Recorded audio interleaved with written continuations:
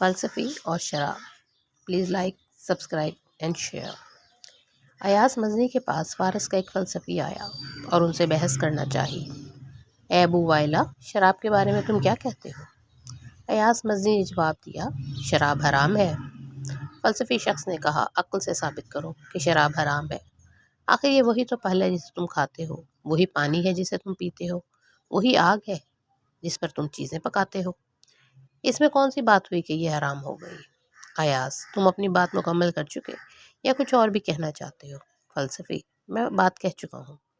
ایاز، اچھا یہ بتاؤ کہ زمین پر سے خاک کی ایک مٹھی اٹھا کر میں تم پر پھینک دوں کیا تمہیں چوٹ آئے گی؟ فلسفی، نہیں.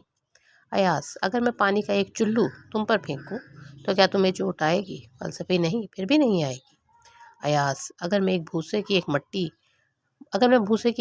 بھر کر تم پر پھینک دوں تو کیا تمہیں چوٹ آئے گی؟ فلسفی، نہیں، پھر بھی نہیں آئے گی. ایاز، پھر یہ دھوپ اور ہوا بھی تمہیں کوئی چوٹ نہیں لگاتی؟ فلسفی، بالکل نہیں. ایاز، اچھا تو پھر میں اسی مٹھی بھر خاک کو چلو بھر پانی اور مٹھی بھر بھوسے میں گوندھ لوں اور اسی ہوا اور دھوپ میں سوکھنے کے لیے رکھ دوں اور پھر سے خشک ہوئے ڈھیلے کو تمہارے سر پر ماروں تو کیا تمہیں چوٹ آئے گی؟ فلسفی، کیوں نہیں، اس سے تو جان بھی جا سکتی ہے. ایاز، اور شراب سے عقل چلی جاتی ہے. اس کے بنیادی اجزاء حلال ہیں لیکن یہ حرام ہے. امام ابن جوزی.